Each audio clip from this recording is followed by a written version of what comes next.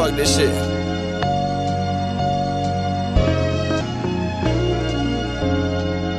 Yeah. Okay. Okay. Check. Look, meeting bitches by the bleachers, cause my father's features. Ate too many pills, fell asleep and met the reaper. Get out my lane with your baby face, Justin Bieber. Yeah, the only way to look is up now.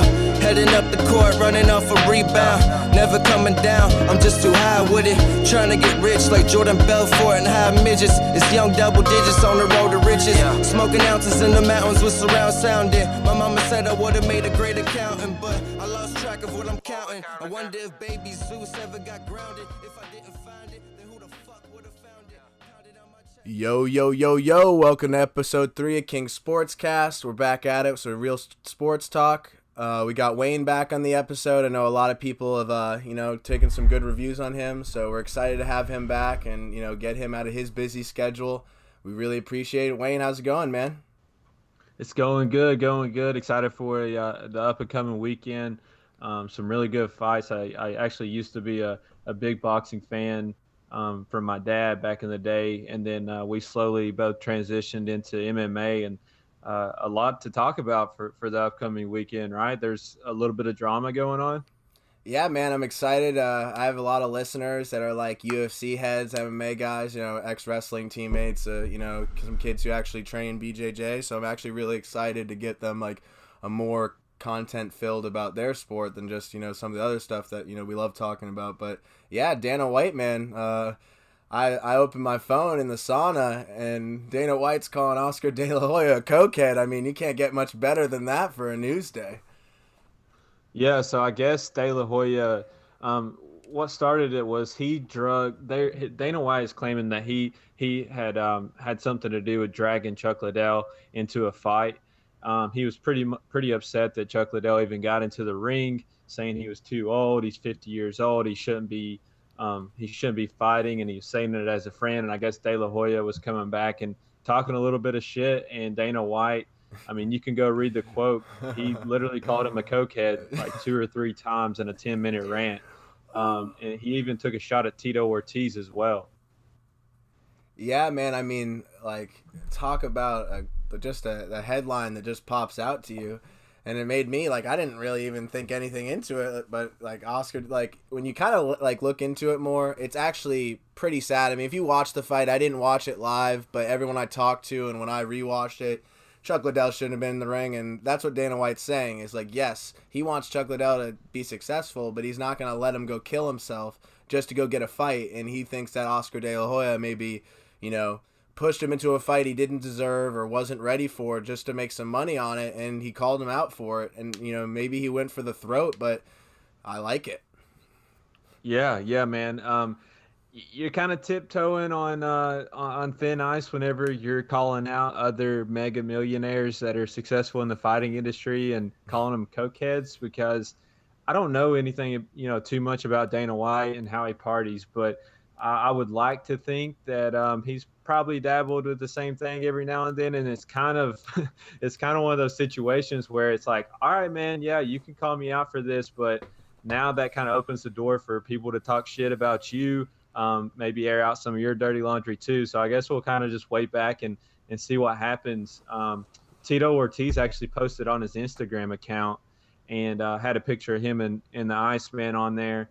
And actually stated that Dana White did not really treat him that fairly whenever they were kind of bringing up the UFC. I mean, they were 2 major components in the UFC eventually getting bought out, so I can see where he's coming from, saying that they weren't fairly compensated during that time. I mean, if you compare the amount of money that someone like Conor McGregor or along those lines has made compared to those 2 guys who were literally pioneers of the fighting.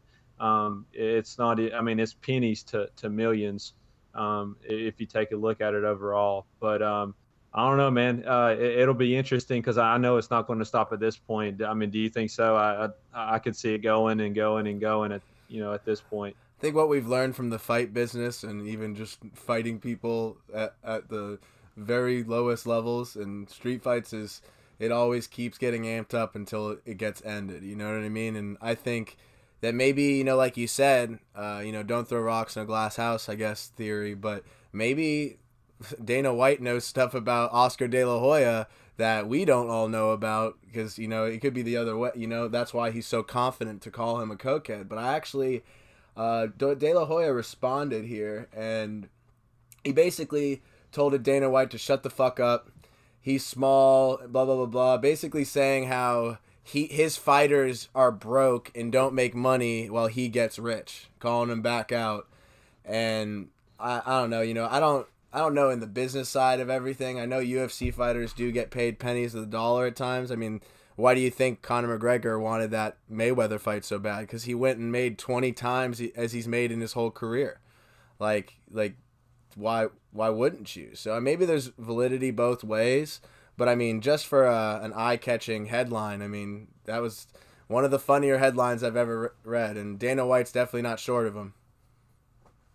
Yeah, man. Like I said, it looks like it's going to keep going from this point forward, because when you're in the fighting industry, it's not like some of these other sports where there's owners in place, right? So there's owners over a Tom Brady whenever he's, you know, doing an interview with the media.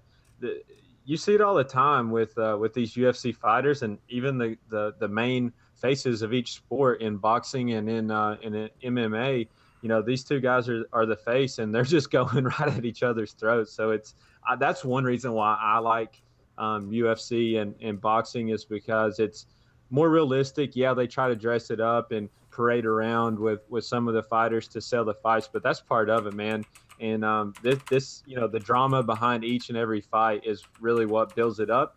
And you settle it the best way you can settle it, by punching each other in the face. So really cool stuff. Adds on to the drama. I'm sure we'll see some other guys get in there into it as well.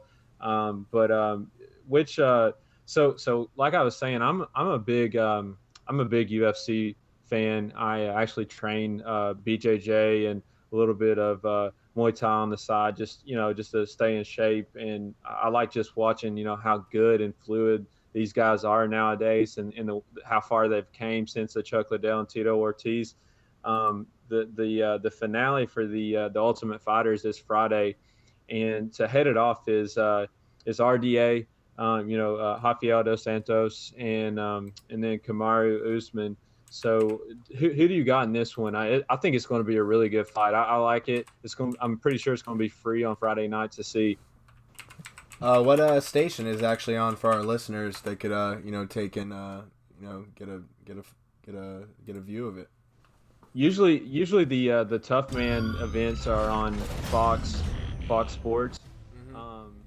So that's whenever I get to see the free, and that's if the main event's not free, at least the prelims will be on there. You know, you can always go in and get backstories with these guys that have been on that Ultimate Fighter season. Usually what I do is it moves kind of slow, so I'll record all the episodes for the Ultimate Fighter, because they do kind of like try to play in a little drama there, here and there. But I'll record all the episodes, fast forward. You can knock out a whole season in a couple hours and really get, the juice of it to build up to the fight, like I was saying with that drama. So, that's this Friday. Should be some really good fights. They even let the guys who got eliminated, who aren't in the main event, they let those guys get back in and fight each other too. So it's all guys that, like we said, they're fighting for pennies, but they're fighting for a contract at this point too. So they're really going to bring it when they get in the ring on Friday.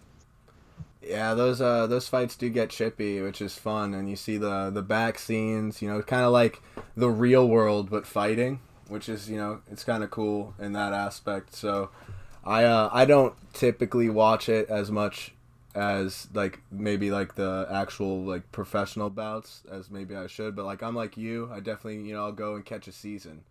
So all these guys that are getting into the cage, just from training, I help train with some of the guys at our gym, guys that are trying to go professional and stuff like that. They're really, really insane in a very systematic way. So it's you can kind of see that in the season. They all got a different style of crazy about them, but it just makes them so obsessed with the sport, and that's pretty cool to watch. Yeah, man.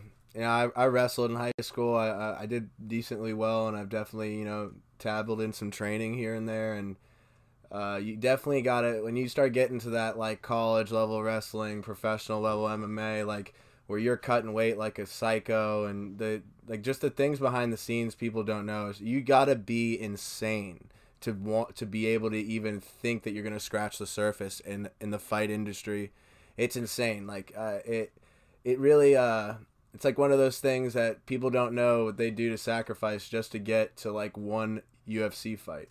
It's really it's, just to get the weight, man. Just to get to the weight is bro, cutting is weight. crazy. I don't wish that upon anybody. And I'm not like Yeah. an expert in cutting weight, because I know some of my wrestling buddies will be like, nah, you weren't cutting weight like crazy. I only cut weight a couple years. I didn't cut weight like some of my friends senior year. They didn't. It was like they didn't eat food for 4 or 5 months. Like they were sucking on sour candies just to like be the weight they needed to be for districts and stuff, because it's just it's unhealthy to an extent. But like when you're willing, when you want to dream of, you know, winning states, you know, going to the UFC, you're going to go through those injuries and those tough days, those 6 hour practices. Just it's absolutely insane what you go through just to, like, I couldn't even imagine the level of what a UFC fighter just has to go through to get an opportunity if they're not just a John Jones who's just the freakishly craziest athlete we've ever seen.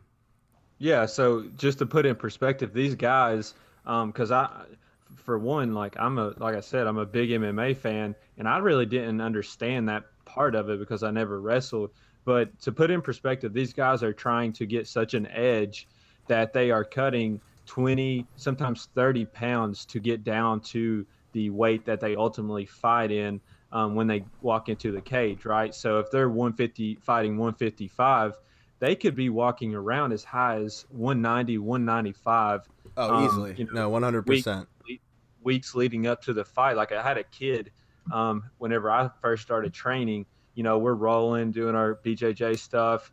And, you know, he's got a fight, an amateur fight coming up in a couple of days, right? And I look at him, I'm like, man, you're pretty heavy for 155. You know, use your weight good. I was like, how much you weighing right now? Because you're fighting in 2 days. Dude, he was walking around 175, so he needed to lose 20 pounds in 2 days. Like that's a lot. That's a lot to put on the line. That's you know, you're sacrificing your health before the fight and during. So just take that in consideration, guys, when you're watching these guys get in the cage, because even the small fights, those guys are sacrificing a lot, a whole lot. Yeah, man. You know, I have a personal story with cutting weight. When I was a varsity sophomore year wrestling, and we had 3 days back to back to back. And when you wrestle back to back, you get a pound grace every day. So if you had to weigh 152, which is the division I wrestled in, the next day you get 153, and then the following day you get 2 grace pounds. I didn't really eat for the first 2 days, but between the second and third day, I ate like an extra, like 2 grilled cheeses. Like I swear to God, I don't remember eating any more than that.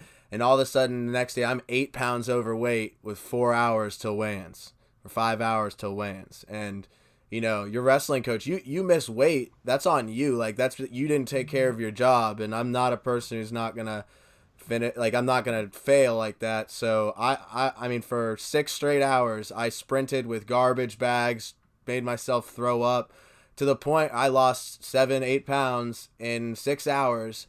And when I got on the scale, you know, before the official weigh-ins, I weighed 154.0, and I was like relieved, right?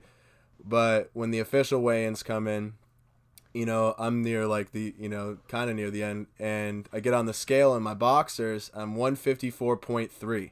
And if you're not 154.0, you cannot wrestle. You have to make weight. It's like really important. So I literally, in front of like 30 dudes, just dropped my drawers, got on the fucking scale. They're like, okay, you're good, get out of here. And I went and actually kicked the shit out of some kid, because I probably walk around 175, 170 at the time.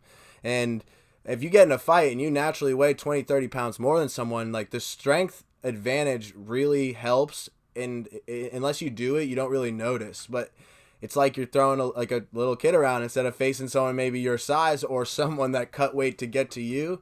It actually is important, especially for kids who've wrestled for 7, 8, 10 years, to maximize that senior year when they could go win states or go place, or, get that, like, there, it's really important, and it's something that isn't talked about as much. It's something that's like only wrestlers really know. Like, I'm sure a lot of moms would be freaking out, and some moms did freak out. Yeah. So, but you do what you got to do when you want to be the best or to be better. You do what you want to do, even if it's like frowned upon or, not allowed. Yeah. So that's a perfect example of just kind of take that into consideration, especially if you're just like I'll watch the big fights, MMA, fan, or I'll watch the big boxing matches. Just take that into consideration when you're watching these guys and how much they've put in, not only their training, but cutting the weight, man. That's a big part of it. And it really kind of put into perspective for me whenever I got around those guys and the way they were training. But yeah, another really big fight, I'm pretty sure it's this weekend, is the Tyson Fury, Deontay Wilder boxing match. And we don't get a lot of good boxing matches anymore like it used to be, but this is a pretty big one, I think, coming in this Saturday. It's huge, man. The thing what you say is we don't get a lot of good boxing matches or big boxing matches, and the reason that boxing was so big is they always had big badass heavyweight bouts. And I feel like with the last, like, since say maybe the last big bout, even though it wasn't a great fight, was the Lennox Lewis Tyson fight. Like, that was like the last of like the heavyweight era. Maybe that was like still the post heavyweight era, if you wanted to consider it, but that was like the last straw until the Klitschko brothers basically wouldn't fight each other and either one of them would hold the title. So I think that kind of did a negative, and that's when Tyson Fury came along and he took out Klitschko. And he took, I guess, a couple of years off, and that's kind of where how Wilder's come in and kind of fill his void. And Fury's kind of like the McGregor of boxing. I mean, I know he's trying real hard to be. You can kind of tell, like, he wants people to think that he's McGregor. I mean, he's not that egregious with it, but he is very witty and he's funny to listen to. Wilder doesn't seem like that in the interviews, but I mean, with their fighting styles, I mean, Tyson seems like the more all-around boxer. I mean, but Deontay Wilder is just a one-punch machine. Like, you get in the wrong spot, that dude's gonna just end your career right then and there.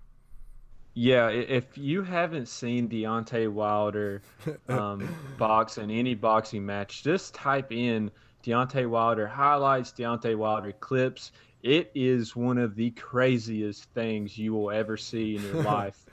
He goes in and literally wears the guys out by just throwing just unorthodox haymaker after haymaker and just deep into rounds too, man. It is crazy to see.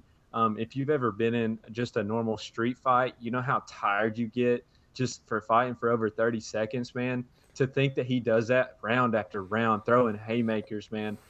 It's really like amazing. Like, he is a super superior athlete in the boxing community. I think, and Tyson Fury's a monster in himself too. When he left on good terms. He's taller. He's taller in his picture.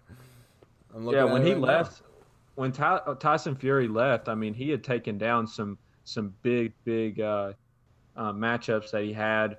My only thing on this one is, I think Deontay Wilder the youth is going to kind of exceed the Tyson Fury, and I could be wrong. Tyson Fury could definitely win this one. Don't get me wrong; it's going to be a hell of a fight. But I want to see Anthony Joshua step in the ring with Tyson Fury. I want to see the finesse, the straight, just fundamentally sound Anthony Joshua go up against this monster, and see who wins. Like, see if just the old Kimbo Slice style, just throw haymakers, be tougher than you wins. Compared to the fundamentalist in Anthony Joshua. But this one going to be a good one, going to be a really good one. Yeah, man, I'm excited. Boxing is, it's died a horrible death a long time ago. I mean, as much as money Floyd's make, no one likes boxing right now. Like, no one likes professional boxing in the state it's in. Yeah, the fighters make a lot of money, which is great, but the lore of boxing has been long gone. The public, it's like they really watch the Floyd fights to just pray to God they watch him get knocked out. Like, that for a lot of people, I definitely know that's what it is. It's either you want to watch Floyd get knocked out or you continue. It's like the love or hate thing, and that's why Floyd's so polarizing. But I love this fight. I'm excited to see it. I'm excited to see a good heavyweight fight. I think, the boxing community needs it. And it's going to be during my birthday weekend. So thank you, boxing, for a birthday gift. Yeah. Yeah, this is one I'm excited for. And, I don't like how boxing has went so much downhill, but MMA's really taken it over. They have a similar demographic of fans when you look at it from that perspective. And MMA's just evolved. They keep evolving, and boxing really hasn't been able to take that step. It's gotten away from the heavyweights, like you were saying before, to the smaller guys really dominating, like a Floyd Mayweather.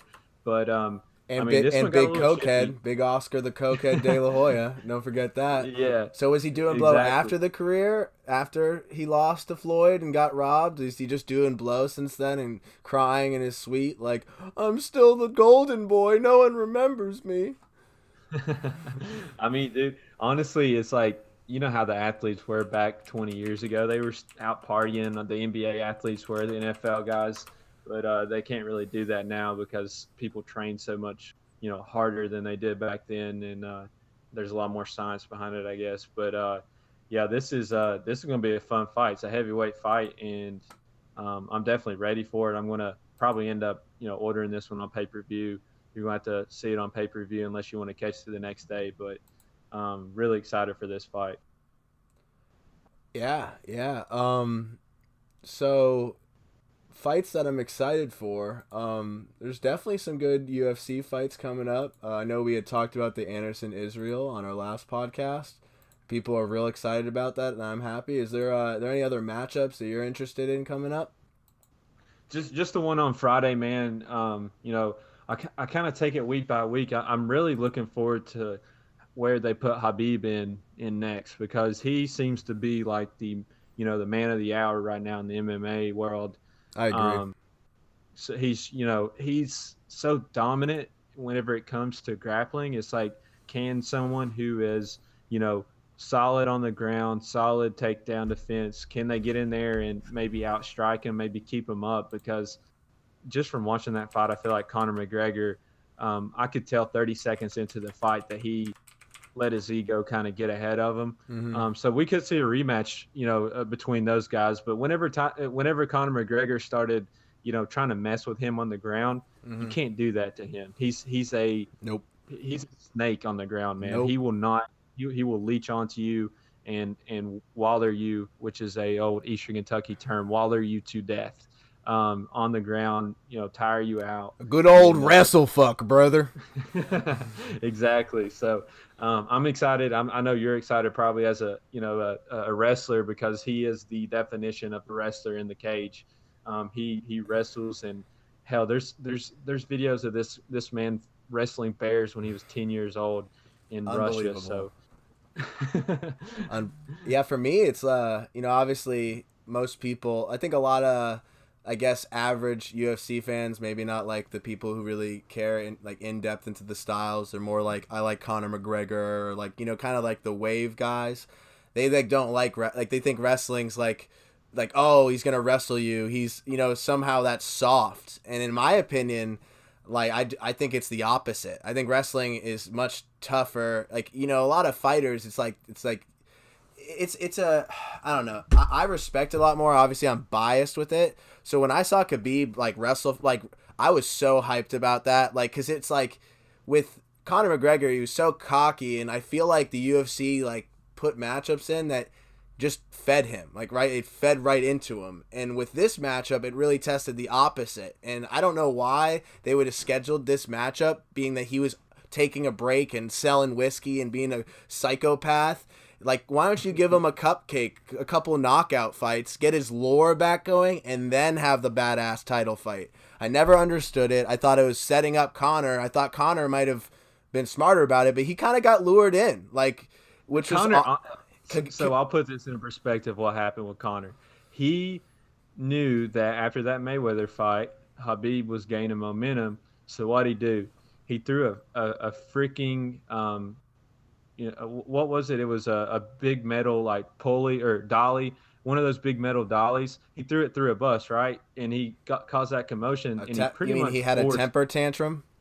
Yeah, he had a temper tantrum against Habib to set up that rivalry, and he pretty much forced Dana White to make that fight happen probably quicker than anyone else wanted to because there was so much hype behind it, dude. Whenever you look at Conor, he's a psychopath, but he's a smart psychopath whenever he's Oh, promoting himself. psychopath. Most psychopaths are quite intelligent, so I'm not going to put it past. He's In definitely their own way. in their Yeah. own sweet psychopath way. But I think the Khabib fight was too early for that. I had a lot of other matchups I that I would have liked to seen more strike oriented, something to give Conor a chance to give us that like just knockout and be the like dance around and do his little spaghetti arms. Like that's what I want to see. But I don't mind. Like it just proves that you can't just run your mouth. Like you got to be about it. And MMA is all around. And Khabib was so good on the ground. Conor was getting hit in the mouth. Like I never seen him get stuck. And literally one point in the fight, I'll never forget. I think it was the fourth round. Khabib or third round. Khabib's really getting into him, and he literally stood right in front of Conor's face with his hands down, and Conor didn't swing.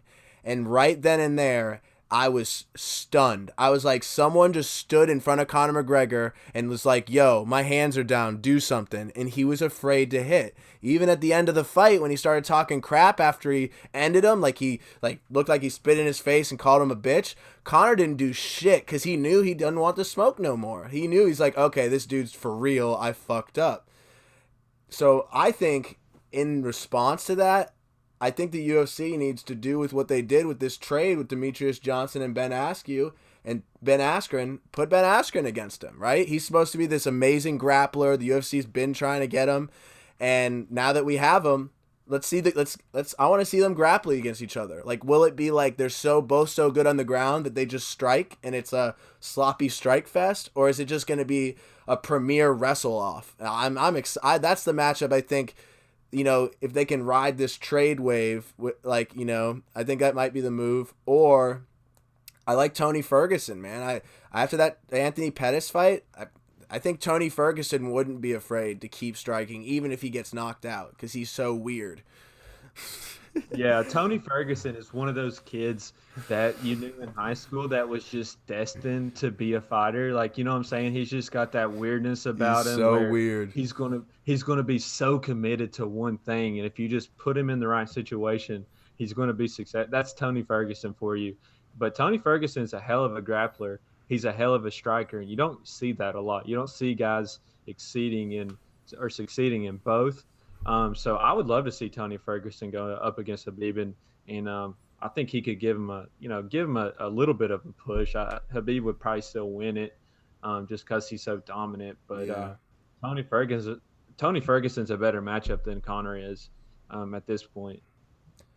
Yeah, no, I think Tony Ferguson is just weird, and he has like such an abstract striking, and he's so like he's good on the ground too. That's the thing. Like he's not Khabib level maybe, but he's not gonna get pushed around by Khabib like Conor did. Like he might wear him down and eventually get to him, but he's not just gonna like make him look like that in front of, like he's not gonna get, like, I think it would be more of a little bit of a strike fest, which if it goes that way, Khabib could be in trouble. Like I don't know if he's as well rounded as Tony Ferguson in his striking ability.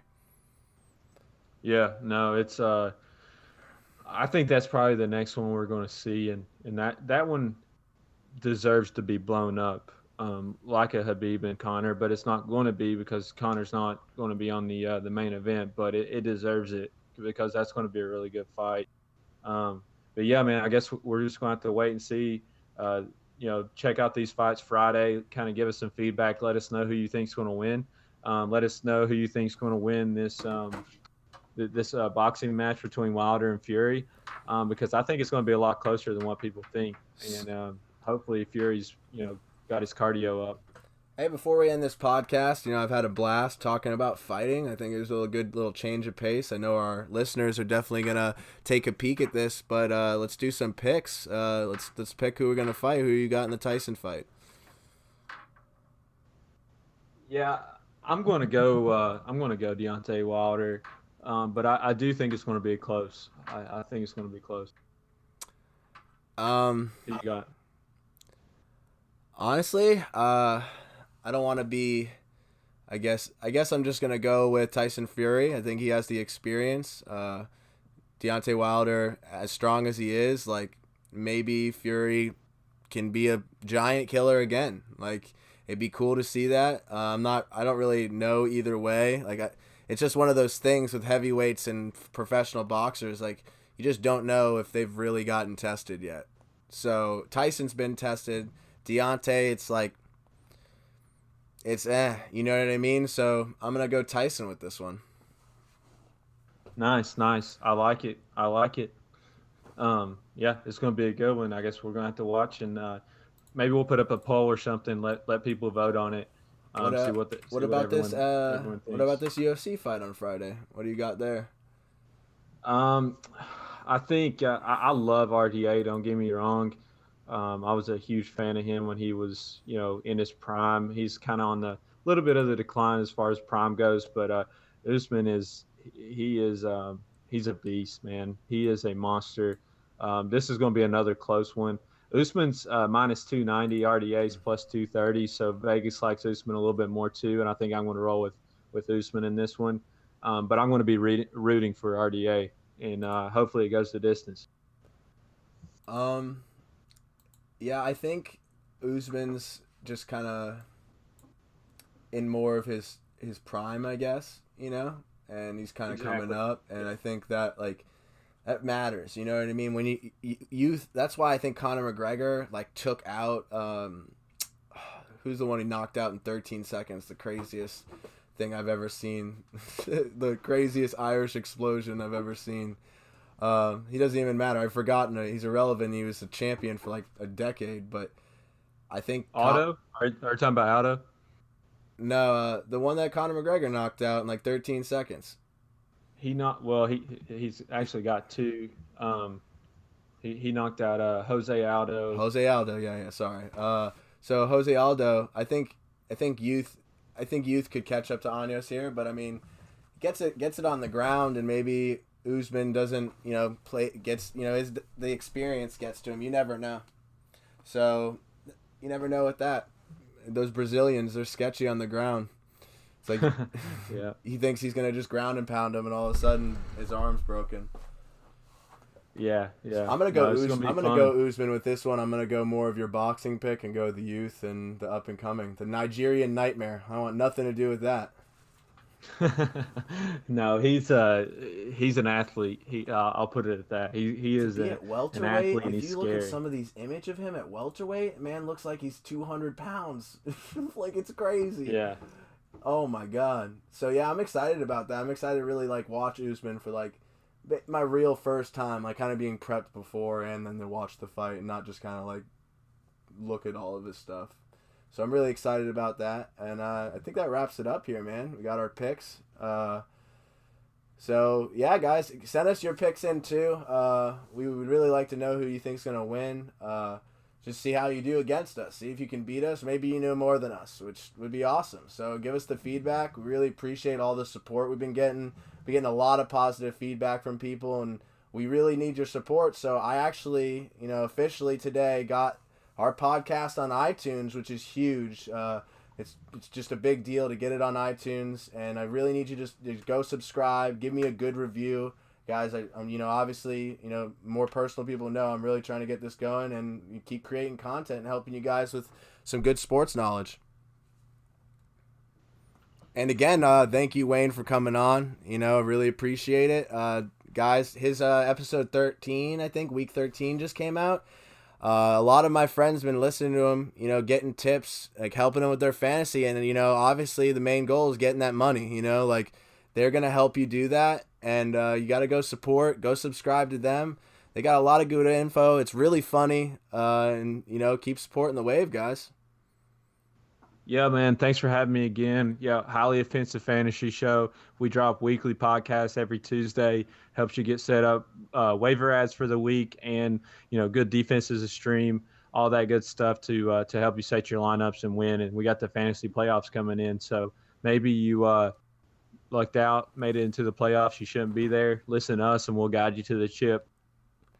To the chip. All right, guys. Thanks for listening. We'll get our next episode out soon. I really hope that you guys go and subscribe and help us out. Have a good night, guys. Yeah, I'm still breathing, pledge allegiance to the Legion of Doom. Take a smoke break, hit play, let the chaos resume. I'm in a state that's most sunny, real shady for money. Eat a fucking Snickers bar, you act the hard when you're hungry. It's 10 Bundy with the flows, I have you missing for weeks. And leave your bitch with red cheeks, fell asleep on the seat. Beauty and the Beast, which one do you see? Smoke a fucking pack a day, I'm amazed I can breathe. Because the rhyme scheme, shawty dropped to her knees. Okay, fucked everybody but her. Now she butt hurt. Sorry, mama must have been a buster. Can't catch up to meat, no mustard. See me out in public with a full stomach, screaming fuck it. Tampa Bay lightning on the bucket. Everywhere I cause a ruckus. Better ask 3-6 who run it.